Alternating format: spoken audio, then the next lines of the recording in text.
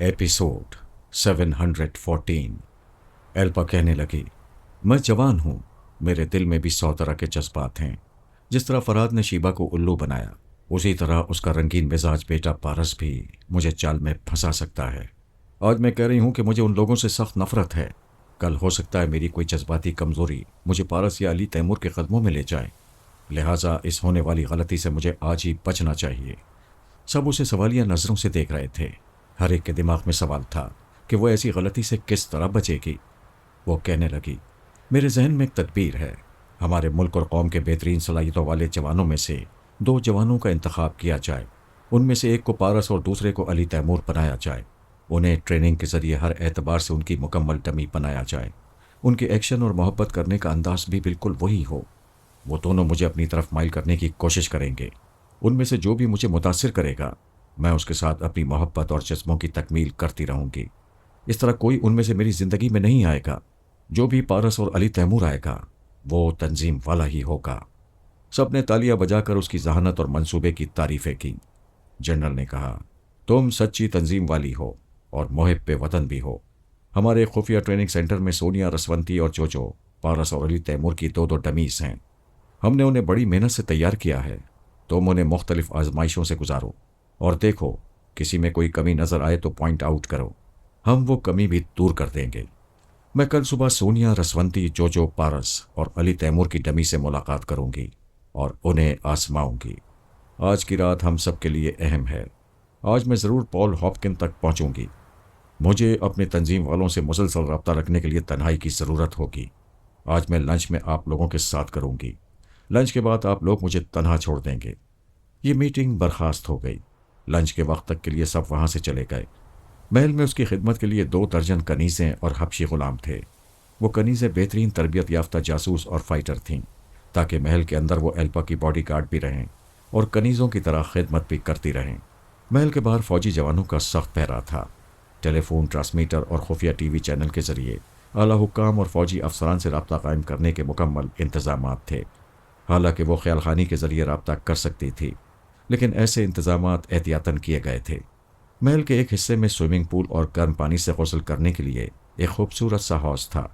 1 दर्जन कनीज़ें उसे गौसल कराने के लिए मौजूद थीं। एक कनीज़ पानी का टेम्परेचर देख रही थी। 4 कनीज़ें हौज के पानी में उतर कर उसके बदन को साफ कर रही थीं। हौज के किनारे एक कनीज़ ऑर्केस्ट्रा की धुन पर गीत गा रही थी और 6 कनीज़ें रक्स कर रही थीं। गीत के बोल मोहब्बत का इजहार कर रहे थे। वो गुस्ल करने के दौरान सोच रही थी, मोहब्बत से ज़्यादा ख़तरनाक हथियार कोई नहीं है। फराद और उसकी फैमिली ने दुश्मनों की सफ़ों में घुसने और उन्हें तबाह करने के लिए हमेशा इसी हथियार को इस्तेमाल किया है। उन्होंने शीबा को भी मोहब्बत से उल्लू बनाया था और अब सुपर मास्टर के टेलीपैथी जानने वालों को भी मोहब्बत से ट्रैप करेंगे। मैंने अच्छी तदबीर सोची है। मुझे जो भी तंजीम वाला पारस या तंजीम वाला अली तैमूर पसंद आएगा, मैं फ़ौरन उसे अपने दिल और मोहब्बत का मालिक बना लूँगी। जब मोहब्बत की कमी होती रहेगी और जज्बों की प्यास बुझती रहेगी, तो दुश्मनों की मोहब्बत का हथियार मुझ पर असर नहीं करेगा। वो अपनी दानाई पर मुस्कुराने लगी। बेहतरीन मंसूबे बनाकर उस पर अमल करते हुए सभी को खुशी होती है। वो भी खुश हो रही थी। उसने दिन के 1 बजे तंजीम वाले की अहम शख्सियात और तंजीम वाले अकाबरीन के साथ लंच किया। जनरल से कहा कि वो रात 8 बजे से 12 बजे तक वहाँ के सबसे बेहतरीन नाइट क्लब में वक्त गुजारेगी और उस मुल्क में शाम का वक्त होगा। वहाँ के वक्त के मुताबिक वैली रात के 8 बजे मैरी क्लब में आएगी। उस वक्त एल्पा मसरूफ़ हो जाएगी। वो लंच के बाद अपनी ख्वाबगाह में आकर तन्हा बैठ गई। उस मुल्क में तंजीम वालों के सरबराह से गुफ्तगू करती रही। वैली को अगवा करने के इंतजामात के मुतालिक तफसीलात सुनकर मुतमईन हो गई। फिर पहली बार जिन तंजीम वाले हुक्काम और फौजी अफसरान से मुलाकात की थी, उनके दिमागों में चुपचाप जाकर उनके चोर ख्यालात पड़ती रही। ये एक तयशुदा बात है कि आदमी आधा इंसान और आधा शैतान होता है। अच्छे इंसान में कुछ बुराइयां भी होती हैं और बुरे इंसान में एक आध अच्छाई भी पाई जाती है। एल्पा ने अपने मुल्क के हुक्काम और फौज के अफसरान में 2 चीज़ें पाई थीं, लेकिन इनमें एक अच्छाई मुश्तरक थी। वो सब के सब मुहिब वतन थे। तंजीम वाले मुल्क के लिए जान माल सब कुर्बान कर सकते थे। वो एक शानदार गाड़ी में बैठकर वहाँ के सबसे महंगे क्लब में आ गई। फौजी बॉडीगार्ड्स उसके साथ सादा लिबास में थे। उस क्लब में ऐसे अमीर व कबीर लोग आते थे जो वेटर या किसी मुलाजिम को बख्शिश के तौर पर कम से कम $100 देते थे और जिनकी औरतें हज़ारों डॉलर से तैयार किए हुए लिबास और लाखों डॉलर के हीरे मोती पहन कर आती थीं। ایلپا ایک عام سے لباس میں آئی تھی۔ وہ کانوں میں ٹاپس اور گلے میں ایک قسم کا نیکلس پہنتی تھی۔ وہ ٹاپس اور نیکلس بظاہر زیور تھے، لیکن دراصل وہ ہنگامی حالات میں استعمال ہونے والے ہتھیار تھے۔ ایلپا کی مرضی کے مطابق اس کی اصلیت کو راز رکھا گیا تھا، اسی لیے فوجی باڈی گارڈ سادہ لباس میں آئے تھے اور کلب کے باہر رک گئے تھے۔ کلب کے اندر مرد اسے حیرت سے اور عورتیں اسے حقارت سے دیکھ رہی تھیں، کیونکہ وہاں پہلی بار ایک سادہ سی غریب لڑکی آئی تھی۔ اگرچہ وہ سب میں حسین تھی، لیکن وہاں ہیرے موتی والیاں حسین سمجھی جاتی تھیں۔ مغرور اور امیر زادیوں کے دیکھنے کا انداز بتا رہا تھا کہ ان پر عاشق ہونے والے رئیس زادے ایلپا کی طرف دیکھنا بھی گوارا نہیں کریں گے۔ ایلپا نے 2-4 عورتوں کے خیالات پڑھے، پھر ایک حسینہ سے بات کرنے والے عاشق کے دماغ میں پہنچ کر اسے اپنی طرف بلا لیا۔ وہ پاس آ کر کہنے لگا، تم کون ہو؟ تمہاری سادگی میں بلا کا حسن ہے۔ اس شخص کی محبوبہ غصے میں اس کے پیچھے آئی تھی۔ اس کی باتیں سن کر کہنے لگی، اچھا یہ حسین ہے، تم مجھے چھوڑ کر آئے ہو؟ تم نے میری انسلٹ کی ہے۔ اس کی بات ابھی پوری نہیں ہوئی تھی کہ دوسرا شخص ایلپا کے پاس آیا۔ اس کی محبوبہ اس کا کوٹ پکڑ کر کھینچتی ہوئی کہنے لگی، تم اس معمولی لڑکی کے پاس آ کر میری انسلٹ کر رہے ہو، واپس چلو۔ ایک اور امیر زادی نے کہا، آخر اس میں کیا کشش ہے؟ میرا منگیتر بھی اس کی طرف کھینچا جا رہا ہے۔ دیکھتے ہی دیکھتے 5 مرد اس کے قریب چلے آئے تھے اور یہ سوچ کر پریشان ہو رہے تھے کہ وہ دولت مند لڑکیوں کو چھوڑ کر ادھر کیوں آئے ہیں۔ ادھر کشش تو ہے، لیکن دولت ادھر ہے۔ ایلپا نے حقارت سے کہا، دور ہو جاؤ، میں اتنی مہنگی ہوں کہ لاکھوں ڈالر کے زیورات میرے سامنے سستے ہو جاتے ہیں۔ وہ ان سے کترا کر ایک میز پر آ گئی۔ جنرل نے اسے بتایا تھا کہ آج ہم ڈمی پارس کو بھی اسی کلب میں بھیجیں گے۔ ایلپا نے کہا، اسے ڈمی نہیں، تنظیم والا پارس کہا جائے، یا صرف پارس کہا جائے، کیونکہ میرے پاس آنے والا تنظیم والا ہی ہوگا۔ جنرل نے کہا، ہم نے پارس کو تمہارے بارے میں کچھ نہیں بتایا ہے، اتنا کہا ہے کہ کلب میں ایک خاص لڑکی آئے گی، تم اس سے دوستی کرو اور معلوم کرو وہ کون ہے اور اس کی اہمیت کیا ہے۔ ایلپا نے کہا، ہاں یہ اچھی آزمائش ہوگی، وہ مجھ سے دوستی کرنے آئے گا، میں اسے دھتکار دوں گی، پھر دیکھوں گی دھتکارنے کے باوجود وہ کیسے دوستی کرے گا، اور یہ تو بڑا سخت امتحان ہوگا۔ وہ میرے متعلق کچھ معلوم کرے، اس کے فرشتے بھی میری اصلیت معلوم نہیں کر سکیں گے۔ ویسے اصل پارس ہوتا تو کیا مجھے بے نقاب کر دیتا؟ ہاں، اس کی پشت پر ٹیلی پیتھی جاننے والی ماں اور ایک پرائم ولف ہے، وہ کوئی چکر چلا کر پارس کو تمہاری اصلیت بتا سکتے ہیں۔ بائی دی وے، اصلی تو یہاں قدم بھی نہیں رکھ سکے گا۔ ہمارا یہ تنظیم والا پارس تمہارے متعلق 25% معلومات حاصل کر لے تو اسے کامیاب قرار دیا جا سکتا ہے۔ ایلپا کلب کے ڈائننگ ہال میں بیٹھی سوچ رہی تھی، اور جنرل کی اطلاع کے مطابق وہاں آنے والے ہر نوجوان کو چور نظروں سے دیکھ رہی تھی۔ اس نے پارس کی صرف تصویریں دیکھی تھیں، آج اس کی ڈمی کو روبرو دیکھنا چاہتی تھی۔ وہ نظر نہیں آ رہا تھا۔ اس نے ویٹر کو ٹھنڈا جوس لانے کا آرڈر دیا۔ آس پاس کھانے پینے والوں کی میزوں پر شراب کے جام رکھے ہوئے تھے۔ وہ ایسی کسی چیز کو منہ نہیں لگاتی تھی جس سے یوگا کی مہارت میں فرق پڑے۔ تھوڑی دیر میں ویٹر نے جوس سے بھرا ہوا گلاس لا کر اس کے سامنے رکھا۔ ٹھیک اسی وقت ایک بدصورت نوجوان اس کے پاس آیا، پھر کرسی پر بیٹھ کر بولا، میں ایسا بدصورت نہیں ہوں جیسا کہ نظر آتا ہوں۔ وہ ناگواری سے کہنے لگی، تمہیں اجازت حاصل کیے بغیر میری میز پر بیٹھنے کی جرت کیسے ہوئی؟ اس کی ناک پھولی ہوئی تھی۔ اس نے ناک کو پکڑ کر کھینچا تو وہ الگ ہو گئی۔ وہ ناک نقلی تھی، اب اصلی نظر آ رہی تھی۔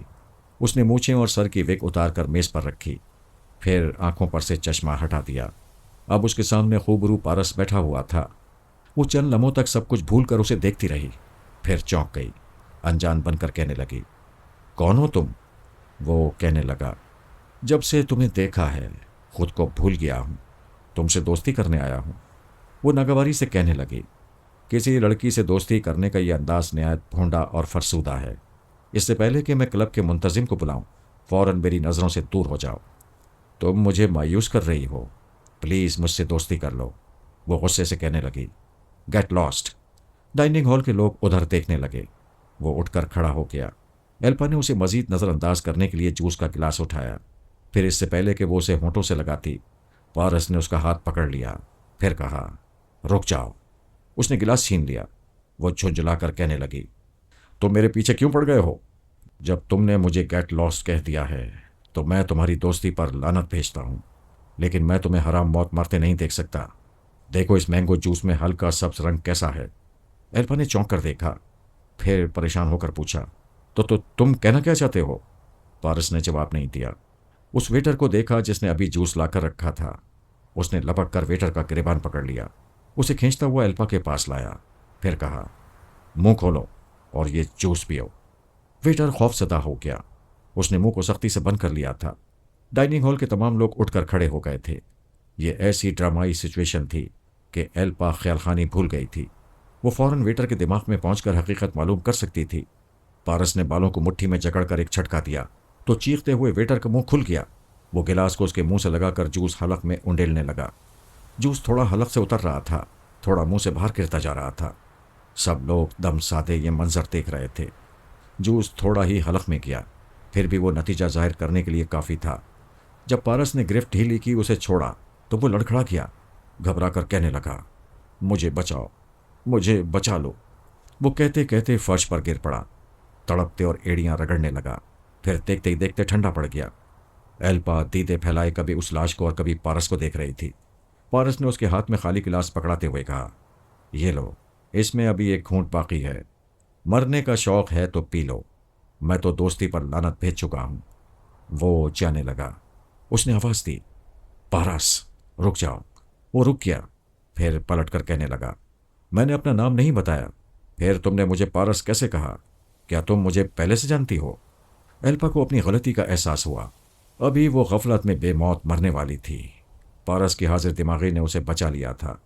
ایسے میں وہ بے اختیار اسے پارس کہہ کر مخاطب کر چکی تھی۔ وہ باہر جا رہا تھا، یہ اس کے پیچھے چلتی ہوئی کلب کے برآمدے میں آئی، پھر اس کا ہاتھ پکڑ کر روکتے ہوئے کہنے لگی، تم ایسے نہیں جاؤ گے، تم نے میری جان بچا کر مجھ پر بڑا احسان کیا ہے۔ آئی لائک یو، میں تم سے دوستی کروں گی۔ ٹھیک ہے، میں یہ جاننے کے لیے دوستی کروں گا کہ تم میرا نام کیسے جانتی ہو۔ تم فراد علی تیمور کے بیٹے پارس کے ہم شکل ہو، اس لیے میں نے بے اختیار تمہیں پارس کہہ دیا۔ وہ کہنے لگا، کمال ہے، میں فراد کا بیٹا پارس ہوں اور تم مجھے اس کا ہم شکل کہہ رہی ہو۔ وہ ہنسنے لگی، اس کے ساتھ کلب کے گارڈن میں چلتے ہوئے کہنے لگی، تم فراد کے بیٹے ہوتے تو اتنی آزادی سے گھومتے پھرتے نظر نہ آتے۔ اس خاندان کا کوئی فرد اس ملک میں بغیر اجازت قدم نہیں رکھ سکتا۔ تم بہروپیے ہو۔ گارڈن میں ایک شخص ایک حسینہ کے ساتھ باتیں کرتے ہوئے ان کے قریب سے گزر رہا تھا۔ پارس نے چونک کر دیکھا، پھر کہا، اوہ مسٹر ڈگلس، تم یہاں کیسے؟ یہ سوال کرتے ہوئے اس نے مسافے کے لیے ہاتھ بڑھایا۔ اجنبی نے جبراً مسافہ کرتے ہوئے کہا، آپ کو غلط فہمی ہوئی ہے، میرا نام ڈگلس نہیں ہے۔ کیوں مذاق کرتے ہو؟ ہم لندن میں ایک ہفتے تک برٹش لائبریری میں ملتے رہے ہیں، ہم دونوں آثار قدیمہ سے تعلق رکھنے والی کتابیں ڈھونڈ ڈھونڈ کر پڑھتے رہتے تھے۔ وہ کچھ کہنا چاہتا تھا۔ پارس نے جلدی سے کہا، دیکھو، یہ ہرگز نہ کہنا کہ مجھ سے لندن میں ملنے والا ڈگلس میرا ہم شکل ہوگا۔ میری یہ دوست مجھے بھی ایک پارس کا ہم شکل کہہ رہی ہے۔ یہ بات بڑی مزے کے خیز ہوگی کہ میں بھی کسی کا ہم شکل اور تم بھی کسی کے ہم شکل۔ الپا نے اس سے کہا، پارس پلیز چلو، یہ مسٹر ڈگلس نہیں ہے، تم میری آنکھوں دیکھی حقیقت کو غلط کہہ رہی ہو۔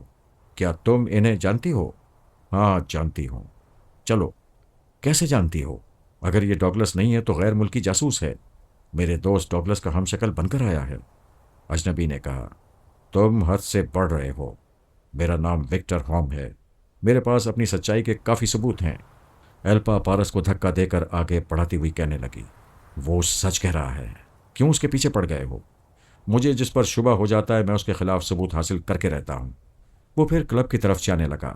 اس نے کہا، اندر نہ جاؤ، ابھی میں باہر کی تازہ ہوا میں رہنا چاہتی ہوں، صرف 5 منٹ کے لیے آؤ۔ وہ ایلپا کے ساتھ کلاک روم میں آ گیا۔ کلب میں آنے والے پہلے کلاک روم میں آ کر اپنا اوور کوٹ، ہیٹ اور مفلر وغیرہ وہاں کے ملازم کو دیتے تھے۔ کاؤنٹر پر اپنی شناخت پیش کرتے تھے۔ بیرونی ممالک سے آنے والے اپنے پاسپورٹ دکھاتے اور شہر میں آنے کی تاریخ درج کراتے تھے۔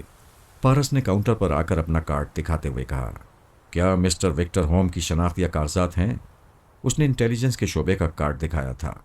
کاؤنٹر مین نے فوراً معلومات فراہم کر دیں، پھر ایک پاسپورٹ دکھاتے ہوئے کہا، مس شینا ہمارے کلب کی باقاعدہ ممبر ہیں، وہ مسٹر وکٹر ہوم کو اپنے مہمان کے طور پر یہاں لائی ہیں۔ اگر کوئی غیر ملکی مہمان ہو تو ہم اس کا پاسپورٹ کاؤنٹر پر رکھ لیتے ہیں۔ اس کی باتوں کے دوران پارس پاسپورٹ کو الٹ پلٹ کر دیکھ رہا تھا، پھر ایلپا سے کہنے لگا، باہر چلو اور مجھے بتاؤ، جنرل صاحب کے سامنے چلنا پسند کرو گی؟ وہ چونک کر کہنے لگی، کس جنرل کے پاس جانے کی بات کر رہے ہو؟ وہ باہر جانے لگا۔ یہ اس کے ساتھ چلتی ہوئی کہنے لگی، تم نے میری بات کا جواب نہیں دیا۔ میرے ساتھ چلتی رہو گی تو جواب بھی مل جائے گا۔ میں تمہارے ساتھ نہیں، تم میرے ساتھ چلو گے، میری کار میں۔ جب دوستی ہو گئی ہے تو کوئی بھی کسی کے ساتھ چل سکتا ہے۔ وہ اپنی کار کے پاس آئی۔ ایک باڈی گارڈ نے اس کے لیے پچھلی سیٹ کا دروازہ کھول دیا۔ دوسری طرف سے پارس کے لیے پچھلی سیٹ کا دروازہ دوسرے گارڈ نے کھولا۔ وہ دونوں باڈی گارڈ اگلی سیٹ پر آ گئے۔ باقی محافظ دوسری گاڑیوں میں بیٹھ گئے۔ پھر وہ قافلہ وہاں سے روانہ ہو گیا۔ ایلپا نے خیال خانی کے ذریعے جنرل سے رابطہ قائم کیا۔ پھر کہا، میں پارس کے ساتھ آپ کے پاس آ رہی ہوں۔ جنرل نے پوچھا، کیا اس نے کامیابی حاصل کی؟ ابھی تم اس کے ساتھ ہو، اس کا مطلب ہے وہ تم سے دوستی کرنے میں کامیاب ہو گیا ہے۔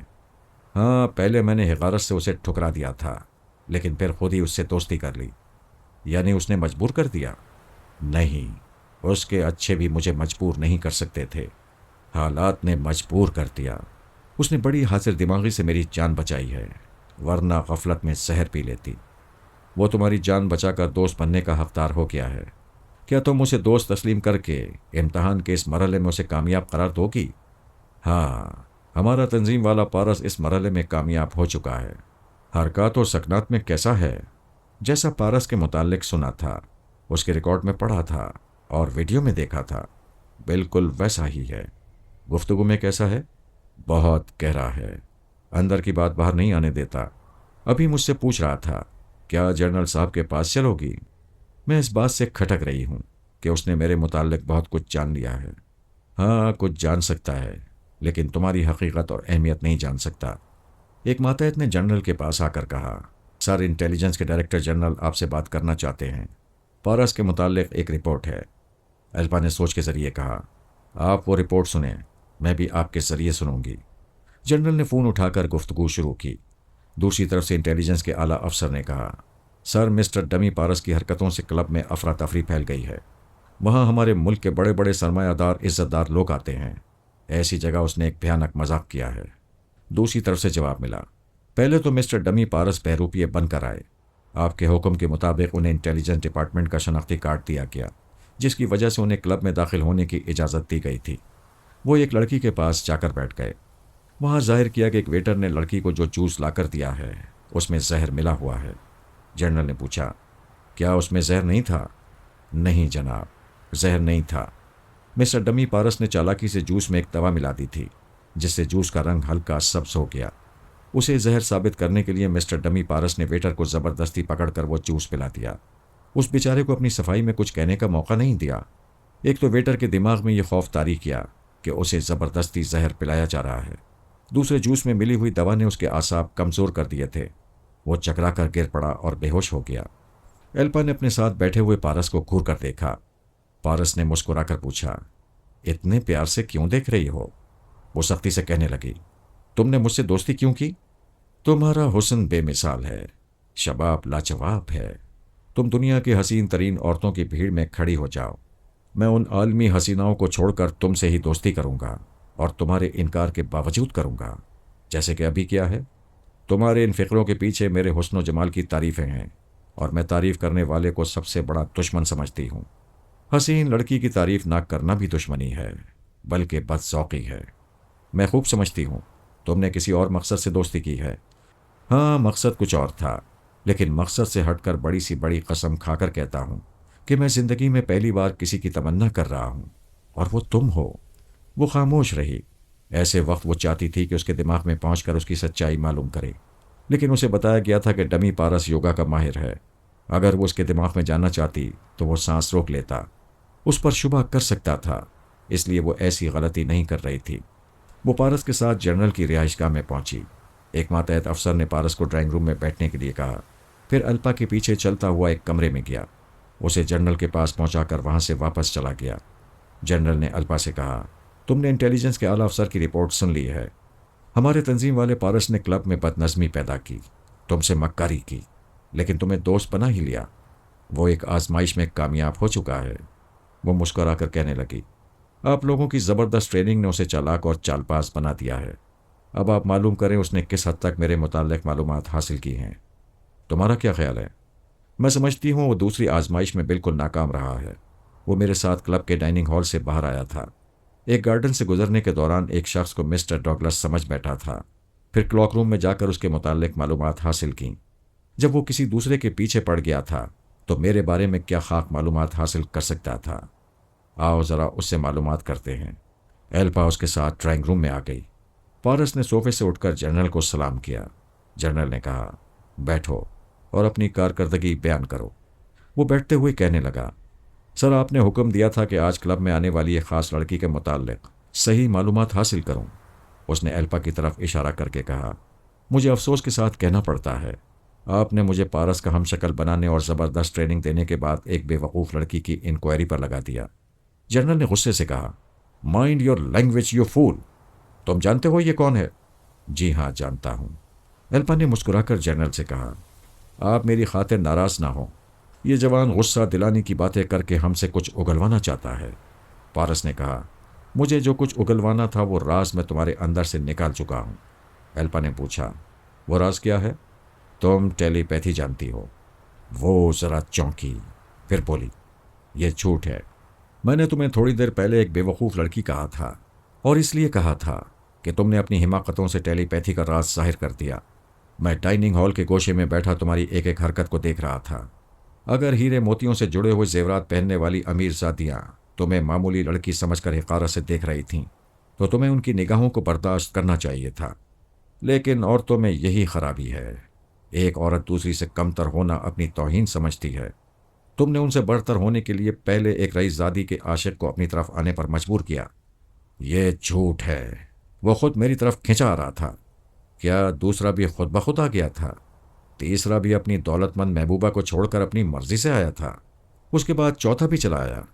تمہارا بس چلتا تو تم تمام دولت مند عورتوں کے چاہنے والوں کو اپنی طرف بلا لیتی، لیکن شاید تمہیں احساس ہو گیا تھا کہ لوگ تمہیں جادوگرنی سمجھنے لگیں گے۔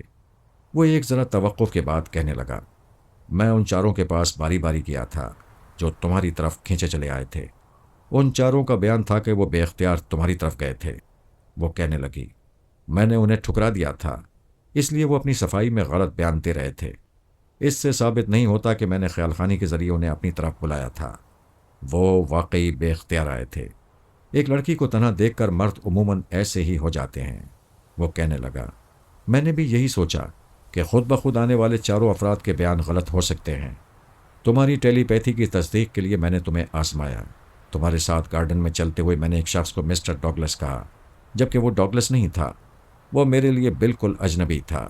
اس نے بتایا اس کا نام وکٹر ہوم ہے، لیکن میں اس کے ڈاگلس ہونے پر بضد تھا۔ میں جانتا تھا ایسے وقت تم خیال خانی کے ذریعے حقیقت معلوم کرو گی۔ جب تمہیں معلوم ہوا کہ وہ واقعی وکٹر ہوم ہے تو تم نے مجھ سے کہا کہ یہ ڈاگلس نہیں ہے۔ میں نے پوچھا، کیا تم اسے جانتی ہو؟ تم مجھے وہاں سے جبرن لے جاتے ہوئے کہنے لگیں، وہ سچ کہہ رہا ہے، کیوں اس کے پیچھے پڑ گئے ہو؟ کیا تم نے ایسا نہیں کہا تھا؟ ہاں کہا تھا، لیکن میں خیال خانی نہیں جانتی۔ البتہ وکٹر ہوم کو جانتی ہوں، اسے میں نے شینا نام کی لڑکی کے ساتھ کل ایئرپورٹ کے ویٹنگ روم میں دیکھا تھا۔ پارس نے مسکرا کر کہا، تم آج صبح اس شہر میں آئی ہو، پھر کل کیسے دیکھ لیا؟ ایلپا نے چونک کر جنرل کو دیکھا۔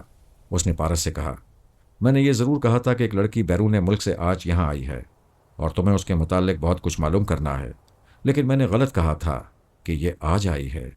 وہ کہنے لگا، سر بے شک آپ نے غلط کہہ دیا ہوگا، لیکن وکٹر ہوم کا پاسپورٹ غلط نہیں کہے گا۔ وہ لندن سے آج دوپہر کو یہاں پہنچا ہے۔ پاسپورٹ میں آج اس کی آمد کی تاریخ لکھی ہوئی ہے۔ جب وکٹر ہوم آ جا رہا ہے تو اس لڑکی نے کل اسے ایئرپورٹ پر کیسے دیکھا تھا؟ ایلپا اور جنرل نے لاجواب ہو کر ایک دوسرے کو دیکھا۔ ایلپا مسکرا کر کہنے لگی، پارس میں بہت خوش ہوں، تمہاری ذہانت کے پیش نظر یہ تسلیم کرتی ہوں کہ کلب میں میری حماقتوں سے تم پر ٹیلی پیتھی کا علم ظاہر ہو گیا، لیکن آئندہ ایسی حماقت نہیں ہوگی۔ جانتے ہو کیوں؟ اس لیے کہ آئندہ تم ٹریننگ سینٹر میں نہیں، میرے محل میں رہو گے اور میری غلطیوں کی نشاندہی کرتے رہو گے۔ اس نے آگے بڑھ کر مسافے کے لیے ہاتھ بڑھایا۔ پارس نے اٹھ کر اس سے ہاتھ ملایا۔ وہ کہنے لگی، میرا نام ایلپا سنگر ہے، تم تنہائی میں ایلپا کہہ سکتے ہو، لیکن دوسروں کے سامنے مادام کہو گے۔ جنرل نے پارس کے شانے کو تھپکتے ہوئے کہا، کامیابی مبارک ہو، آج سے تم لیڈی ایلپا کے ساتھ جد و جہد سے پر ایک خطرناک زندگی گزارنے جا رہے ہو۔ مجھے یقین ہے تم ہر مرحلے پر اپنی صلاحیتوں کے ذریعے ایلپا کے کام آتے رہو گے۔ سر میں ایسا کام آؤں گا، یہ یاد کرتی ہی رہ جائیں گی۔ وہ کہنے لگی، मैं भी 2 घंटे बाद मसरूफ़ हो जाऊंगी। तुम सेंटर से अपने ज़रूरी सामान मेरे महल में ले आओ। वो जनरल को फौजी अंदाज में सैल्यूट करके चला गया। जनरल ने अल्पा को मुस्कुरा कर देखा, फिर पूछा, तुम बहुत ज़्यादा मुतासिर हो गई हो। उसने जवाबन मुस्कुरा कर पूछा, क्या नहीं होना चाहिए? मैं हैरान हूं कि उसने कितनी चालाकियों से मुझे बेनकाब किया है, और परेशान हूं कि आइंदा मुझसे ऐसी गलतियां होंगी तो मेरे मुल्क और कौम का नुकसान होगा। हर जगह तंजीम वाला पारस मेरी गलतियों पर पर्दा डालने के लिए मौजूद नहीं रहेगा। क्यों नहीं रहेगा? वो हमारा एहसान मंद है। हमने उसे ज़र्रे से आफताब बनाया है। वो मुहिब वतन और हमारा फर्मा बरदार है। वो दिन को हर लम्हे तुम्हारे कदमों में रहेगा और रात को तुम्हारे सराहने खड़ा जागता रहेगा। ऐसे मक्कार लोग ग़ुलाम बनकर नहीं रहते, अलबत्ता मोहब्बत से वफादार बना कर रखा जा सकता है। तुम यकीन कर लो, ये तुम्हारा ग़ुलाम बनकर रहेगा। हमने पारस की डमी बनाने से पहले तनवीमी अमल के ज़रिए उसके दिमाग में ग़ुलामी कूट कूट कर भर दी थी। वैसे भी ये तंजीम वाला है, हमारा अपना है, मुल्क और कौम से बेहद मोहब्बत करता है। तनवीमी अमल ने रहे सहे खदशात ख़त्म कर दिए हैं। आप लोगों ने सोनिया, रसवंती, पारस, अली, तैमूर की डमी तैयार करने में बड़ी एहतियात से काम लिया है। इन मामलात के हर पहलू पर गौर किया है और इन पर पूरी जिम्मेदारी से अमल किया है। अगर हम इसी तरह गलतियों से बचते हुए अपनी अपनी जिम्मेदारियां पूरी करते रहेंगे तो हमारा मुल्क बहुत जल्द बड़े मुल्कों से बरतर हो जाएगा, एक ख़तरनाक सुपर पावर बन जाएगा। वो जनरल से रुखसत होकर अपनी कार की पिछली सीट पर आ गई। मुसल्लह मुहाफिजों की गाड़ियां उसके पीछे थीं। वो अपने महल की तरफ जाने लगी। रास्ते में ख्याल खानी के ज़रिए तंजीम के सरबराह से रब्ता कायम किया। उसने कहा, तमाम इंतज़ामात मुकम्मल हैं। मैरी क्लब में हमारे आदमी मौजूद हैं। वैली अभी नहीं आई है। वो कहने लगी, इंतज़ार करो, वो आएगी तो घंटे 2 घंटे वहाँ वक्त गुजारेगी। मैं आधे घंटे बाद तुमसे रब्ता करूँगी। वो दिमागी तौर पर कार की पिछली सीट पर हाजिर हो गई। उसे पारस की सरगोशी सुनाई थी। उसने चौंक कर अपने आसपास देखा। वो पिछली सीट पर तन्हा थी। आगे पीछे मुहाफिज थे। वो कहीं नहीं था। मौजूद होता तो फिर नजर आता। ये उसका ख्याल था। उसकी आवाज़ और लहजा किसी इत्तला के बगैर दिल में उतर गया था। अभी पारस की नहीं, उसके ख्याल की आवाज़ सुनाई दी थी। उसके ख्याल ने आकर उसे हेलो कहा था। वो एक गहरी सांस लेकर सोचने लगी, जवानी दीवानी होती है। इस उम्र में कोई पसंद आ जाए तो दिलो दिमाग पर छा जाता है। जज्बात की आंधियों में इससे पीछा छुड़ाना नामुमकिन हो जाता है। ओ गॉड, क्या असली पारस भी इसी तरह दिल में उतर जाता होगा? पता नहीं वो असल कैसा था। उसे रूबरू नहीं देखा था। अलबत्ता उसका रिकॉर्ड बताता था कि वो लड़कियों के दिल में आने के बहुत से चोर रास्ते जानता है, मगरूर और सरकश घोड़ों को लगाम डाल देता है। वो सोचने लगी, थैंक्स गॉड, मैंने दानिशमंदी की है। एक तंजीम वाले पारस को अपना बनाने जा रही हूँ। अगर असल पारस मेरी ज़िंदगी में आ जाता तो मुझे तस्खीर करके अपनी साथ ले जाता, जैसे उसका बाप हमारी टेलीपैथी जानने वाली शीबा को ले गया था। थैंक्स गॉड, मैं भटकने से पहले ही तंजीम वाले पारस को अपना रही हूँ, और मेरा ये पारस उस असल से किसी तरह कम नहीं है, बल्कि ज़्यादा ही है। पहले ही मुलाकात में मेरे हवास पर छा गया है। उसकी निगाहों के सामने पारस मुस्कुराने लगा। वो भी मुस्कुराने लगी। उससे बातें करने के लिए बेचैन हो गई, क्योंकि फ़िलहाल बातें ही की जा सकती थीं। मुलाकात का मौका नहीं था। उसने ख्यालखानी की परवास की, लेकिन दिमाग में पहुंचते ही पारस ने सांस रोक ली। वो दूसरी बार उसके पास पहुंचते ही कहने लगी, मैं एल्पा हूं। मैं किसी एल्पा को नहीं जानता। ये कहते ही उसने फिर सांस रोक ली। उसे अपनी तौहीन का एहसास हुआ।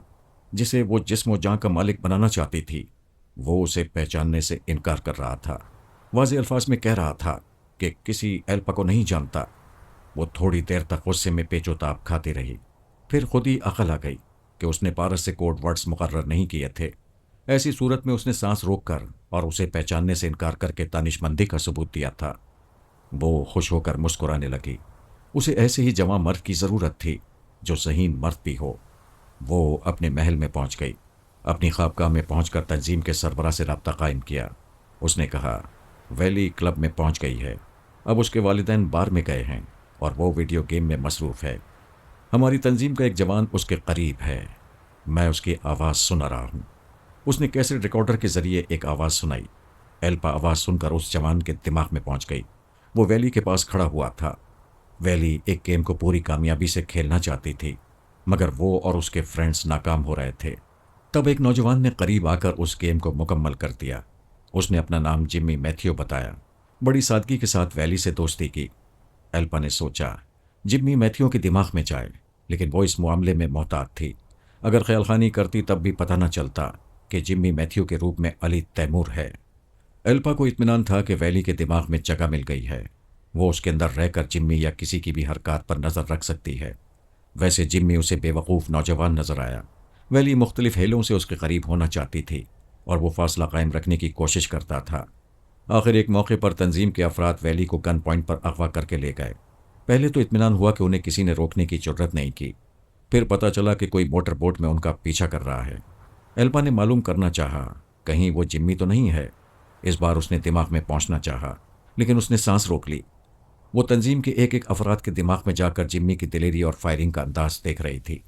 ویلی کو اغوا کرنے کے لیے ہیلی کاپٹر میں بھی چند افراد آئے تھے، لیکن جمی نے انہیں ناکام واپس جانے پر مجبور کر دیا تھا، اور جو لوگ ویلی کو موٹر بوٹ میں لے جا رہے تھے ان سب کو سمندر میں غرق کر دیا تھا۔ ایسے زبردست کارنامے سے یقین ہو گیا کہ جمی کوئی عام سا نوجوان نہیں ہے۔ اس کی حقیقت معلوم کرنے کے لیے تنظیم کے سربراہ سے کہا، اس بار ہیلی کاپٹروں میں جتنے افراد جا رہے ہیں ان سے کہو ویلی کو تلاش کر کے جمی کو پہلی فرصت میں گولی مارتے ہیں یا زخمی کرتے ہیں۔ یہ بھی نہ ہو سکے تو اپنے ساتھ اینٹی میک اپ کیمرے لے جائیں تاکہ اس جوان کی اصلیت معلوم ہو سکے۔ تنظیم کے افراد نے یہی کیا۔ علی تیمور سے ایک طویل جنگ لڑنے کے دوران نہ اسے ہلاک کر سکے نہ ہی زخمی کر سکے، لیکن اس کی تصویر اتارنے کے بعد باقی زندہ بچنے والے فرار ہو گئے۔ جس ہیلی کاپٹر میں فرار ہوئے وہاں تصویروں کی ڈیولپنگ اور پرنٹنگ کے انتظامات تھے۔ تصویر تیار ہوئی تو پتہ چلا جمی میتھیو کے روپ میں علی تیمور چھپا ہوا ہے۔ ایلپا نے تھوڑی دیر کے لیے خیال خانی ترک کر دی، اپنے محل کی خوابگاہ میں ٹہلنے لگی۔ وہ جانتی تھی کہ سونیا اور علی تیمور سپر ماسٹر کے ٹیلی پیتھی جاننے والوں کو شکار کرنے کے لیے یہاں موجود ہیں، لیکن وہ سوچ بھی نہیں سکتی تھی کہ اپنے شکار کے دوران سونیا یا علی سے ٹکراؤ ہوگا۔ وہ ان سے بچ کر چپ چاپ اپنا کام نکالنا چاہتی تھی، لیکن اب ایسا ممکن نہیں تھا۔ اس نے ٹیلی پیتھی کے ذریعے جنرل کو مخاطب کیا، اسے تمام حالات بتائے۔ وہ پریشان ہو کر کہنے لگا، ہم پہلے خوش تھے کہ فرحات مر چکا ہے، لیکن اس کے بچے تو اس سے 10 قدم آگے ہیں۔ اگر وہ اسی طرح ہمارا شکار چھینتے رہیں گے تو کیا ہوگا؟ وہ کہنے لگی، ان کے ساتھ بھی وہی ہوگا جو وہ ہمارے ساتھ کر رہے ہیں۔ میں ویلی کے ٹیلی پیتھی جاننے والے بھائی پال کو ان کے ہاتھ لگنے نہیں دوں گی۔ ایلپا تھوڑی دیر تک سوچتی رہی، پھر کہنے لگی، مجھے سونیا کی آواز سنائیں۔ ایک خفیہ سرکاری ریکارڈ روم سے سونیا کی آواز کی کیسٹ سنائی گئی۔ ایلپا نے اس کے لہجے کو گرفت میں لے کر خیال خانی کی پرواز کی، اس کے دماغ پر دستک دی۔ سونیا نے اسے اپنے اندر آنے کی اجازت دے دی۔ ایلپا نے کہا، میں دوستی کرنے آئی ہوں، تو پھر میری دوستی کا ثبوت دو۔ جس طرح میں نے تمہارے لیے دماغ کے دروازے کھول دیے، اسی طرح تم میرے خیال خانی کرنے والے کے لیے اپنے دماغ کے دروازے کھول دو۔ دیکھو کوئی بہانہ نہ کرنا، دوستی صرف اسی شرط پر ہوگی، تمہیں منظور ہے تو میرے پاس رہو، میرا خیال خانی کرنے والا تمہارے پاس آ رہا ہے۔ یہ سنتے ہی ایلپا سونیا کے دماغ سے چلی آئی۔ وہ اتنی بڑی اور خطرناک شرط پر دوستی کا ناٹک نہیں کر سکتی تھی، یہ راز نہیں بتا سکتی تھی کہ تنظیم والے ملک میں بھی ٹیلی پیتھی جاننے والی پیدا ہو گئی ہے۔ اس نے بڑے ملک کے ملٹری انٹیلیجنس والوں کو بتا دیا تھا کہ علی تیمور اب تک جمی میتھیو کے روپ میں تھا اور ابھی میری لینڈ کے جنوب مشرق میں اسے گھیر کر گرفتار کیا جا سکتا ہے۔ یہ وہی بات ہوئی کہ ہم تو ڈوبیں گے صنم، تم کو بھی لے ڈوبیں گے۔ ٹیلی پیتھی جاننے والا پال اب ایلپا کے ہاتھ نہیں آ سکتا تھا، اس لیے وہ علی تیمور کی بھی کوششوں کو ناکام بنا رہی تھی اور اس کے لیے خطرات پیدا کر رہی تھی۔ اس نے ویلی کے دماغ میں رہ کر دیکھا، بحری اور فضائی فوجیں علی تیمور کو بیچ سمندر میں گھیر چکی تھیں، کہیں سے بچ کر بھاگ نکلنے کا راستہ نہیں تھا۔ علی کا ٹیلی پیتھی جاننے والا برائن وولف، مکار زمانہ سونیا اور بابا صاحب کے ادارے والے جمی اسے نہیں بچا سکتے تھے۔ ایلپا نے ریشم جیسے ملائم بستر پر چاروں شانے چت گرتے ہوئے کہا، اس کمبخت کو اس کا خدا بھی نہیں بچا سکے گا۔ میں ناکام ضرور ہوئی، لیکن یہ کامیابی کیا کم ہے کہ فرحات کا ایک بیٹا حرام موت مارا جائے گا۔ وہ جلد سے جلد یہ خوشخبری جنرل کو سنانا چاہتی تھی۔ اس نے پھر خیال خانی کی پرواز کی۔ ویلی کے دماغ میں پہنچ کر دیکھا تو وہ رو رہی تھی۔ علی اسے چھوڑ کر آنے والے فوجی جوانوں کو ہلاک کر کے بیچ سمندر سے ان کا طیارہ لے گیا تھا۔ اس کے خدا نے اسے بچ نکلنے کی ذہانت اور جرأت دی تھی۔ وہ اچھل کر بیٹھ گئی، ریشم جیسا بستر کانٹوں کی طرح چبھ رہا تھا۔ وہ یکبارگی چیخ کر کہنے لگی، نہیں، یہ ناممکن ہے، کوئی جادوگر بھی اتنے زبردست محاصرے کو توڑ کر نہیں جا سکتا۔ علی کی کیا حقیقت ہے؟ وہ بھی نہیں جا سکتا، وہ ابھی گرفتار ہو جائے گا، ابھی فوجی تیارے اس پر حملہ کریں گے۔ خوابگاہ کے دروازے پر زور زور سے دستک ہونے لگی۔ انٹرکام کا بزر چیخنے لگا۔ ایلپا نے چیخ کر پوچھا، کون دروازے کو اس طرح پیٹ رہا ہے؟ باہر سے کنیزوں کی آوازیں آئیں۔ مادام، آپ کے چیخنے اور زور زور سے بولنے کی آوازیں آ رہی تھیں۔ آپ خیریت سے تو ہیں نا؟ ہاں ہاں، جاؤ یہاں سے، شور نہ مچاؤ۔ انٹرکام شور مچا رہا تھا۔ وہ ریسیور اٹھا کر کہنے لگی، کیا بات ہے؟ دوسری طرف سے سیکیورٹی افسر نے کہا، معافی چاہتا ہوں مادام، میں نے آپ کی چیخ سنی تھی۔ کیا آپ کی خوابگاہ میں کوئی آیا ہے؟ کوئی نہیں ہے۔ مجھ پر کوئی مصیبت آئے گی تو میں ٹیلی پیتھی کے ذریعے تمہیں اطلاع دے دوں گی۔ اس نے ریسیور رکھ دیا۔ اسے اپنی غلطی کا احساس ہو رہا تھا۔ وہ حیرانی اور بے یقینی سے آپ ہی آپ چیخ پڑی تھی۔ کوئی انسان جناتی کارنامہ دکھائے تو دیکھنے والوں کی چیخیں نکل پڑتی ہیں۔ اس نے جنرل سے رابطہ کر کے موجودہ حالات بتائے۔ جنرل نے کہا، بیٹی ایلپا، یہ تو یقین ہو گیا کہ ٹیلی پیتھی جاننے والا پاپ ہاپکن اب ہمارے ہاتھ نہیں آئے گا۔ ہمیں کوئی بھی کام فراد کی فیملی سے ٹکرائے بغیر کرنا چاہیے۔ میرا مشورہ ہے تم علی تیمور کے معاملے میں نہ پڑو۔ جی ہاں، میں اس سے اور سونیا سے دور رہوں گی۔ رات گزرتی جا رہی ہے، اس ناکامی کو دماغ سے نکال کر سو جاؤ۔ کل سوچنا کہ آئندہ کس خیال خانی کرنے والے کو ٹریپ کرنا چاہیے۔ سپر ماسٹر کے ایک اور خیال خانی کرنے والے کا نام جوڈی نارمن ہے۔ نارمن بھی ایک خفیہ ٹریننگ سینٹر میں ٹریننگ حاصل کر رہا ہے۔ اس کی محبوبہ لاس ویگاس کے اسٹریٹ نمبر 16 میں رہتی ہے۔ اس کا پورا نام اور پتہ بتاؤ۔ کیا اس کے دماغ میں پہنچ سکتی ہو؟ یہی تو پرابلم ہے۔ ہمیں ٹیلی پیتھی کا علم سکھانے سے پہلے ایک فوجی چھاؤنی میں رکھا گیا تھا۔ وہاں میں نے ایک لڑکی کا خط دیکھا جو نارمن کے نام آیا تھا۔ لفافے پر خط بھیجنے والی کا نام کرائنا فشر لکھا ہوا تھا۔ مکان number 414، street number 16، Las Vegas. تم نے کیسے سمجھ لیا کہ کرائنا نارمن کی محبوبہ ہے؟ اس نے لفافے کو لے کر چوما تھا اور اسے سینے سے لگایا تھا۔ ایک بار میں کرائنا تک پہنچ جاؤں تو نارمن کو اپنے دماغ کا دروازہ کھولنے اور ہماری طرف جھکنے پر مجبور کر دوں گی۔ تم کرائنا کی آواز سننا چاہتی ہو؟ جی ہاں۔ اس میں کتنی دیر لگے گی؟ آرام سے سو جاؤ۔ صبح جب اٹھو گی تو ہمارا ایک جاسوس کرائنا کا فون نمبر معلوم کر چکا ہوگا۔ تم جاسوس کے دماغ میں جاؤ گی، وہ تمہیں فون کے ذریعے کرائنا کی آواز سنائے گا۔ وہ دماغی طور پر حاضر ہو گئی۔ رات تقریباً گزر چکی تھی۔ صبح سے پہلے آخری تاریکی دم توڑ رہی تھی۔ اس نے سیکیورٹی افسر سے خیال خانی کے ذریعے پوچھا، کیا مسٹر پارس آ گئے ہیں؟ جی ہاں، ٹیکسی میں ہیں۔ انہیں میرے پاس پہنچا دو۔ اس نے رابطہ ختم کر دیا۔ اسے اب سو جانا چاہیے تھا، لیکن وہ سونے سے پہلے پارس اور اپنے رابطے کے لیے کوڈ ورڈز مقرر کرنا چاہتی تھی۔ اس نے بہت بڑے سنگار میز کے سامنے آ کر اپنی پسند کا ایک پرفیوم اٹھایا، اسے اپنے لباس پر اسپرے کرنے لگی۔ کوڈ ورڈز کا مفہوم ہے اشاروں میں ایک دوسرے کو پہچاننا۔ وہ خوشبو بھی اشاروں میں جذبوں کی پہچان کرا رہی تھی۔ دروازے پر دستک ہوئی۔ آ جاؤ۔ دروازہ کھلا۔ پارس سیکیورٹی افسر کے ساتھ آ گیا۔ ایلپا نے افسر کو جانے کا اشارہ کیا۔ وہ سیلیوٹ کر کے خوابگاہ سے باہر چلا گیا۔ دو کنیزوں نے دروازے کو بند کر دیا۔ وہ آئینے میں خود کو مختلف زاویوں سے دیکھتے ہوئے کہنے لگی، میں کیسی لگتی ہوں؟ آئینے کے سامنے زیادہ نہ ٹھہرو، وہ شدت جذبات سے تڑپ جائے گا۔ میں تعریف سے خوش نہیں ہوتی، لیکن تمہارے کہنے کے انداز نے خوش کر دیا۔ کیا میرے بدن سے خوشبو آ رہی ہے؟ پہلی ہی ملاقات میں آ گئی تھی۔ جھوٹ، میں یہ پرفیوم لگا کر کلب میں نہیں گئی تھی۔ میں اس خوشبو کی بات کر رہا ہوں جو جوانی کی پہلی آہٹ سے جاگتی ہے اور بڑھاپے کی چاپ سنتے ہی مر جاتی ہے۔ اس کے بعد خواہ عورت کتنا ہی پرفیوم لگائے، وہ بوڑھی ہی رہتی ہے، جوان نہیں ہو پاتی۔ وہ آگے بڑھتے ہوئے کہنے لگا، میں جو تمہاری طرف کھنچا آ رہا ہوں تو یہ پرفیوم کا کمال نہیں ہے، تمہارا جمال ہے۔ وہ ہاتھ اٹھا کر کہنے لگی، رک جاؤ، تم نے یہ کیوں کہا تھا کہ تم کسی ایلپا کو نہیں جانتے؟ اچھا، تو تم دماغ میں آ رہی تھیں؟ ہاں، تم کہہ سکتے تھے کہ مجھے کوڈ ورڈز مقرر کرنا چاہیے، مگر تم نے تو پہچاننے سے انکار کر دیا۔ خود کو ایلپا کہنے والی کوئی دشمن عورت بھی ہو سکتی تھی۔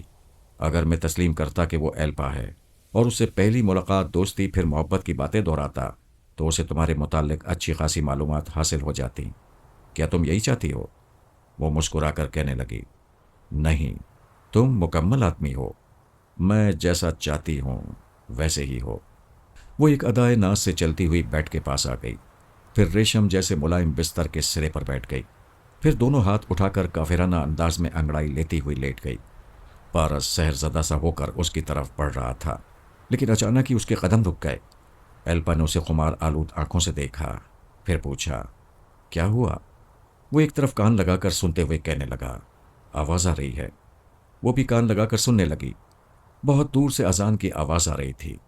وہ ناگواری سے کہنے لگی، اذان ہے، ہمیں کیا لینا ہے؟ آؤ میرے پاس۔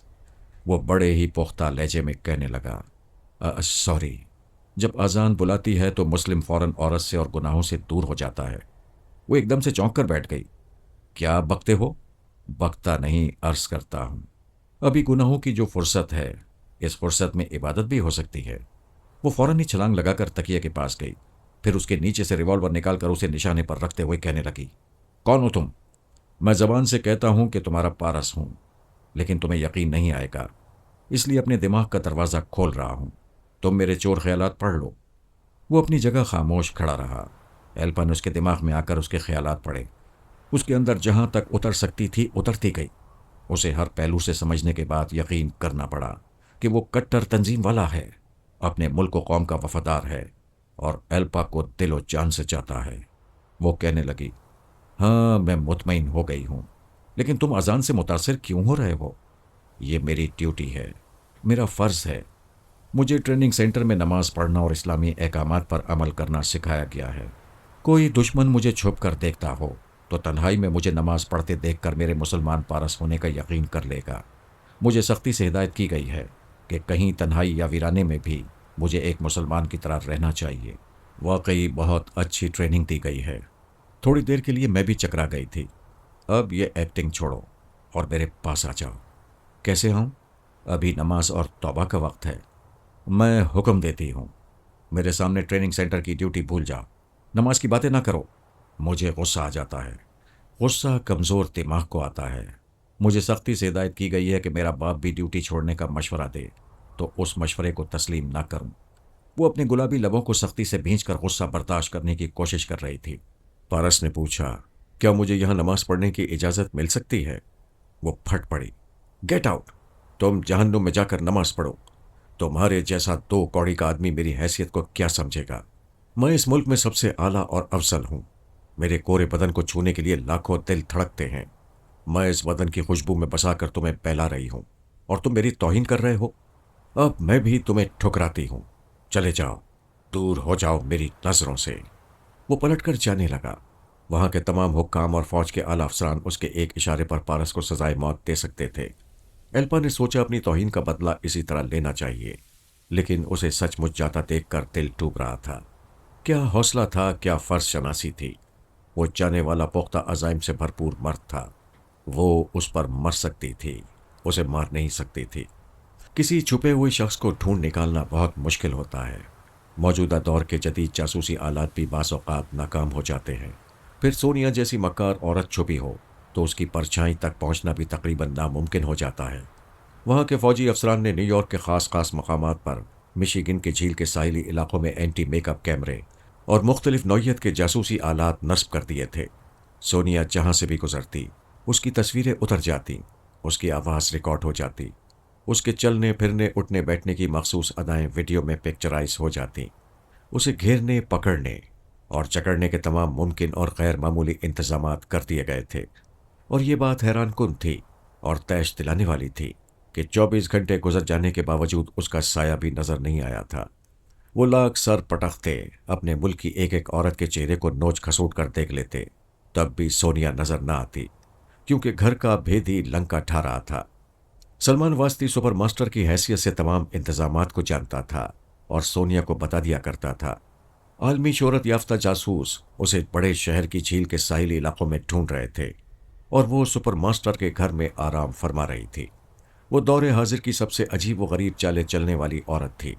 بڑے بڑے شاطر شطرنج کی بساط پر مہرے بدلتے ہوئے دعوے کرتے تھے کہ ابھی ہم بتائیں گے کہ وہ کس خانے میں ہے۔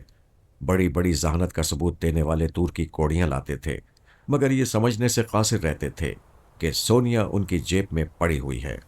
اسے سلمان واسطی کی رہائش گاہ سے باہر جانے کی ضرورت نہیں تھی۔ لیلا خیال خانی کے ذریعے سہولتیں پیدا کرتی تھی۔ اگر کبھی باہر نکلنا ضروری ہوتا تو اس کے پاس شہر کا پورا نقشہ موجود تھا۔ سلمان واسطی اور سپر ماسٹر نے نقشے میں ہر اس جگہ سرخ نشان لگا دیے تھے جہاں سے گزرتے وقت سونیا کو خطرات کا سامنا کرنا پڑتا۔ پھر بابا صاحب کے ادارے کے خفیہ محافظ اس کے اشارے کے منتظر رہتے تھے۔ اشارہ پاتے جان کی بازی لگانے کے لیے حاضر ہو سکتے تھے۔ اب ریڈیو، ٹیلی ویژن اور اخبارات کے ذریعے اسے مخاطب کیا جا رہا تھا کہ وہ جہاں بھی ہے اعلیٰ حکام اور فوجی افسران کے سامنے حاضر ہو جائے یا رابطہ قائم کرے۔ اسے نقصان نہیں پہنچایا جائے گا، اسے عزت کے ساتھ باہر بھیج دیا جائے گا۔ بابا صاحب کے ادارے میں شکایت بھیجی گئی تھی کہ سونیا اس ملک کے ٹیلی پیتھی جاننے والوں کو ہلاک کرنے اور تخریبی کارروائیاں کرنے کے لیے آئی ہے، لہٰذا اسے فوراً واپس بلایا جائے۔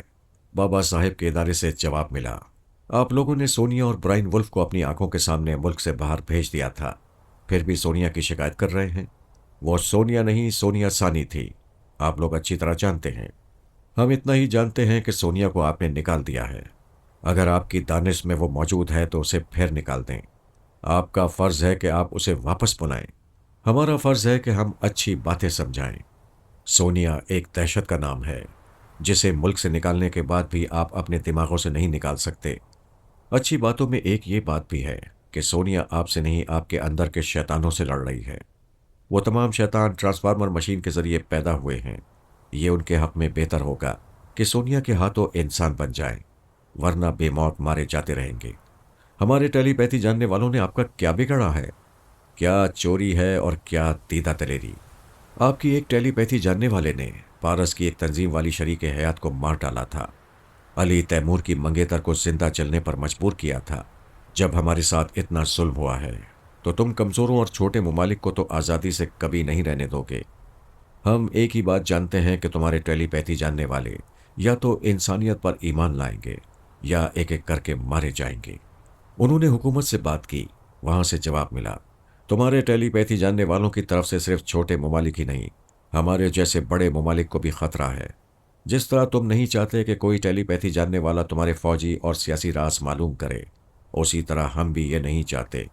ہم تحریری معاہدہ کریں گے کہ ہمارے خیال خانی کرنے والے نہ تمہارے ملک میں قدم رکھیں گے اور نہ ہی تمہارے حاکم اور فوجی افسران کے دماغوں میں جائیں گے۔ ہم کیسے یقین کریں کہ وہ ہمارے دماغوں میں نہیں آئیں گے؟ تم اپنے خیال خانی کرنے والوں کے ذریعے معلوم کر سکتے ہو۔ ٹھیک ہے، مادام سونیا جس طرح چھپ کر تمہارے ملک میں گئی تھیں، اسی طرح چھپ کر آج رات تک یہاں آ جائیں گی۔ چھپ کر جانے کی کیا ضرورت ہے؟ ہم انہیں پورے اعزاز کے ساتھ رخصت کریں گے۔ نہیں، مادام کا اپنا طریقہ کار ہے، وہ اپنے طور پر آئیں گی۔ ہم کیسے یقین کریں کہ وہ واقعی یہاں سے آج چلی جائیں گی؟ تم اپنے خیال خانی کرنے والوں کے ذریعے معلوم کر سکتے ہو۔ سونیا ہمارے ٹیلی پیتھی جاننے والوں کو چکر دے دے گی، وہ کچھ معلوم نہیں کر سکیں گے۔ تم مانتے ہو کہ اکثر حالات میں ٹیلی پیتھی جاننے والے بھی ناکام رہتے ہیں؟ بے شک، اکثر نہ صحیح، بعض حالات میں ناکامی ہوتی ہے۔ پھر ہمارے ٹیلی پیتھی جاننے والے بھی یہ معلوم کرنے میں ناکام رہ سکتے ہیں کہ تمہارے ٹیلی پیتھی جاننے والے کب ہمارے حکام کے دماغوں میں چپکے سے آ کر چلے جاتے ہیں۔ یہ بحث برائے بحث ہے۔ بڑے بڑے ٹیلی پیتھی جاننے والے صرف ہمارے اور تمہارے ملک میں ہیں۔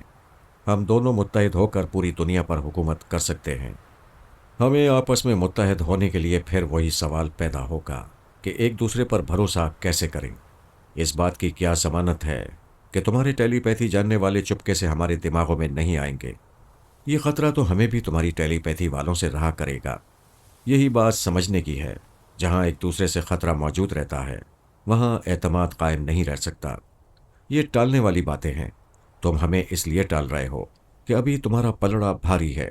سونیا نے 24 گھنٹوں کے اندر ہمارے 4 ٹیلی پیتھی جاننے والوں کو اغوا کرایا ہے۔ یہ جھوٹ ہے، سونیا کو الزام نہ دو۔ البتہ تمہارے 2 ٹیلی پیتھی جاننے والے کینی پال اور میتھیو اپنی مرضی سے ہمارے پاس آئے ہیں۔ ایلپا اور جے مورگن بھی تمہارے پاس ہیں۔ غلط الزام نہ دو۔ جب ہم نے 2 کی موجودگی کا اعتراف کر لیا ہے تو پھر 2 عدد خیال خانی کرنے والوں سے انکار کیوں کریں گے؟ تو پھر وہ دونوں کہاں ہیں؟ کیا انہیں ماسک مین اغوا نہیں کرا سکتا؟ کیا تنظیم والے اتنے معصوم اور شریف ہیں کہ تمہارے ٹیلی پیتھی جاننے والوں کو ٹریپ نہیں کریں گے؟ تم نے صرف ہمیں ہی دشمن سمجھ لیا ہے۔ تمہاری اس ناسمجھی سے دوسرے فائدے اٹھا رہے ہیں۔ یہ گفتگو ہاٹ لائن پر ہو رہی تھی۔ جنرل نے رابطہ ختم کر دیا۔ اس کے پاس بیٹھے ہوئے کرنل اور انتظامیہ کے اعلیٰ عہدیدار ایک علیحدہ اسپیکر کے ذریعے ہونے والی گفتگو سن رہے تھے۔ جنرل نے کہا، ہم نے پہلے ہی رائے قائم کر لی تھی کہ کسی تنظیم والے کو ٹرانسفارمر مشین سے نہ گزارا جائے۔ ایلپا تنظیم والی تھی۔ اعلیٰ حکام کی ضد سے مجبور ہو کر اسے ٹیلی پیتھی سکھائی گئی۔ کرنل نے کہا، میں یقین سے کہتا ہوں کہ وہ اغوا نہیں کی گئی ہے، خود ہی یہاں سے نکل کر اپنی قوم میں پہنچ گئی ہے۔ ایک نے کہا، یہ تسلیم کرنا پڑے گا کہ ہمارے ٹیلی پیتھی جاننے والوں کو صرف سونیا ٹریپ نہیں کر رہی ہے۔ دوسرے عہدیدار نے کہا، ہمارے چوتھے خیال خانی کرنے والے کو ماسک مین نے اغوا کیا ہوگا۔ جنرل نے کہا، ہم پر چاروں طرف سے حملے ہو رہے ہیں، ہمارا دوہرا نقصان ہو رہا ہے۔ ایک تو ٹیلی پیتھی جاننے والے اغوا ہو رہے ہیں، دوسرے ان ٹیلی پیتھی جاننے والوں سے دشمن فائدہ اٹھا رہے ہیں۔ فوراً ہی ایسے اقدامات کیے جائیں کہ دشمن کی کامیابی کسی طرح ناکامی میں بدل جائے۔ جنرل نے کہا، اس کی ایک ہی صورت ہے، ہمارے جتنے خیال خانی کرنے والے رہ گئے ہیں انہیں پھر ایک ٹرانسفارمر مشین سے گزار کر ان کے دماغوں سے یہ علم مٹا دیا جائے۔ ایک نے تائید کی۔ دوسرے نے کہا، بے شک ان حالات میں یہی کیا جا سکتا ہے۔ کرنل پریشان ہو گیا کیونکہ اس کی بیٹی جورا جوری کے دماغ سے بھی اس علم کو مٹایا جاتا۔ اس نے کہا، یہ بالکل نامناسب ہے۔ ایک نے کہا، میں جانتا ہوں آپ اعتراض کریں گے۔ کرنل نے کہا، آپ یہ نہ سمجھیں کہ میں اپنی بیٹی کی خاطر آپ کی رائے سے اختلاف کرتا ہوں۔ آپ ذرا غور فرمائیں، اگر دشمن یہ دعویٰ کرے کہ اسے ہمارے ایٹم بم کے ذخیرے کا علم ہو گیا ہے اور وہ میزائل کے ذریعے اس اڈے کو تباہ کر دے گا، تو کیا آپ اس خوف سے ایٹم بموں کی کارکردگی کو بیکار بنا دیں گے یا ان بموں کو کسی دوسرے محفوظ مقام پر منتقل کریں گے؟ ایک نے جواب دیا، بموں کو دوسرے مقام پر منتقل کیا جا سکتا ہے، دشمن خیال خانی کے ذریعے بموں تک نہیں پہنچ سکتا، انسانوں تک پہنچ سکتا ہے اور ہمارے خیال خانی کرنے والوں کے دماغوں میں پہنچا جا رہا ہے۔ ہم انہیں جہاں بھی لے جا کر چھپائیں گے، سونیا وہاں پہنچ جائے گی۔ کرنل نے کہا، میں یہ نہیں مانتا کہ سونیا کے خیال خانی کرنے والے ہمارے خیال خانی کرنے والوں کے دماغوں میں پہنچ سکتے ہیں۔ ہمارے تمام جوان یوگا کے ماہر ہیں، کوئی ان کے دماغ میں پہنچ کر انہیں ٹریپ نہیں کر سکتا۔ ہمارے 4 جوانوں کو دوسرے ہتھ کنڈوں سے اغوا کیا گیا ہے۔ سب نے جنرل کی طرف دیکھا۔ اس نے کہا، ہمیں ایسا کوئی ثبوت نہیں ملا ہے کہ دشمن خیال خانی کرنے والے ہمارے کسی ٹیلی پیتھی جاننے والے کے دماغ میں پہنچے ہوں۔ ہاں، بے شک وہ دوسرے ہتھ کنڈوں سے پہنچتے ہیں۔ کرنل نے کہا، ہمارے حفاظتی انتظامات میں کچھ کمی رہ گئی ہے۔ ہمیں تسلیم کرنا چاہیے کہ ٹرانسفارمر مشین کو محفوظ رکھنے کے لیے جتنے سخت انتظامات کیے گئے ہیں ویسے انتظامات ہمارے ٹیلی پیتھی جاننے والوں کے لیے نہیں کیے گئے۔ اس کا مطلب ہے ہم اپنے جوانوں کو ایسی جگہ قید کر دیں جہاں آدمی تو آدمی چونٹی بھی نہ پہنچ سکے۔ موجودہ خطرات کے پیش نظر یہی کرنا چاہیے۔ ان سے ٹیلی پیتھی کی غیر معمولی صلاحیتیں چھین لینے کے بجائے قیدی بنا کر رکھنا چاہیے۔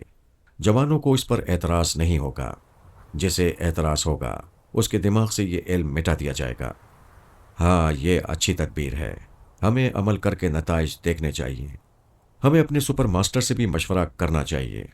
ہاں، یہ تو لازمی ہے، جنرل نے انٹرکام کے ذریعے کہا۔ سپر ماسٹر سے رابطہ قائم کرو، میں بات کرنا چاہتا ہوں۔ اس نے انٹرکام کو آف کیا، پھر کرنل سے پوچھا، آپ کے خیال میں اپنے جوانوں کو کہاں قید کر کے رکھنا چاہیے؟ کرنل کے کچھ جواب دینے سے پہلے ہی انٹرکام پر اشارہ موصول ہوا۔ جنرل نے بٹن دبا کر پوچھا، کیا بات ہے؟ دوسری طرف سے جواب ملا، سر، میرے رابطہ قائم کرنے سے پہلے ہی سپر ماسٹر یہاں پہنچ گئے ہیں۔ ابھی اطلاع ملی ہے کہ وہ خفیہ راستے سے لفٹ کے ذریعے پہنچ رہے ہیں۔ جنرل انٹرکام کو آف کرتے ہوئے اٹھ کر بولا، سپر ماسٹر ایررے یہاں پہنچ رہے ہیں۔ اس کے ساتھ دوسرے افراد بھی اٹھ گئے۔ وہ وہاں سے چلتے ہوئے ایک دروازے کے پاس آ گئے، اسے کھول کر ایک کوریڈور میں پہنچے۔ اسی وقت کوریڈور کے آخری سرے پر لفٹ کا دروازہ کھلا۔ کھلے ہوئے دروازے سے سپر ماسٹر نکل کر باہر آ گیا۔ سب نے گرم جوشی کے ساتھ اس سے مصافحہ کیا۔ جنرل نے کہا، ابھی ہم آپ کو یاد کر رہے تھے، آئیں آرام سے بیٹھ کر باتیں کریں۔ سلمان واسطی اور سپر ماسٹر ایرر نے ساتھ چلتے ہوئے کہا، جب تک وہ چڑیل سونیا موجود ہے ہم آرام سے بیٹھ کر باتیں بھی نہیں کر سکیں گے۔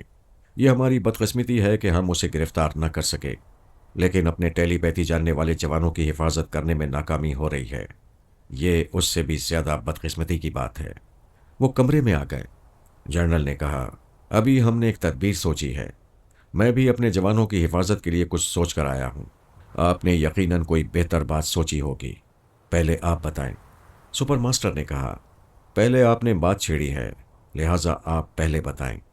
جنرل نے کہا، فی الحال ہمارے سامنے 2 راستے ہیں، ایک تو یہ کہ ہم اپنے جوانوں کے دماغوں سے ٹیلی پیتھی کا علم مٹا دیں، یا علم تو رہنے دیں اور انہیں ایسی جگہ قید کر دیں جہاں پہرا دینے والے سپاہیوں کا بھی سایہ ان تک نہ پہنچ سکے۔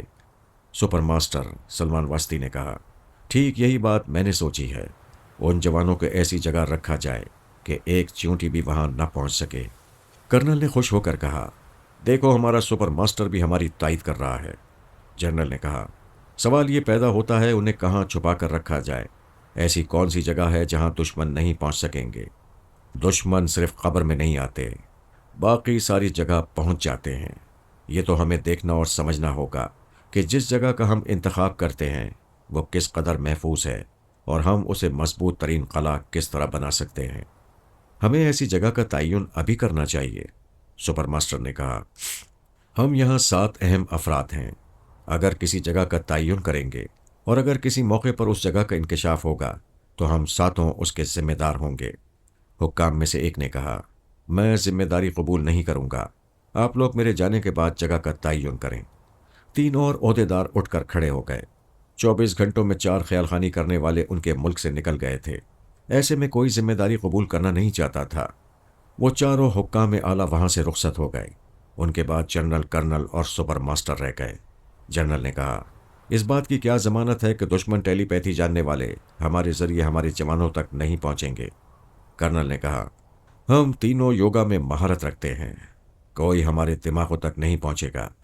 सुपर मास्टर ने कहा, जब तक हम सेहतमंद रहेंगे हमारे सांस रोकने की सलाहियत बहाल रहेगी। मैं पिछले 1 बरस से कभी बीमार नहीं पड़ा। मैं पूरे एतमाद से कहता हूँ कि ना मेरे दिमाग में अब तक कोई आया है और ना आ सकेगा। जनरल ने कहा, मैं भी अपनी सेहत का ख़ास ख्याल रखता हूँ।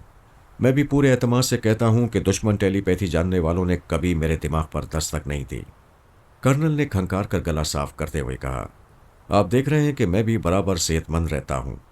मैं तो अपनी बेटी जोरा जोरी को भी अपने दिमाग में आने की इजाज़त नहीं देता। सुपर मास्टर ने कर्नल से कहा, माजरत के साथ अर्ज़ करता हूँ, आप 1 हफ्ते पहले कुछ बीमार पड़ गए थे।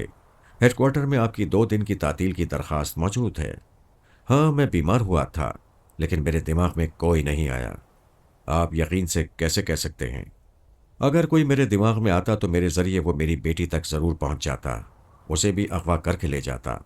दुश्मन बहुत चालाक होते हैं, हम उन्हें चालाक न समझें ये और बात है।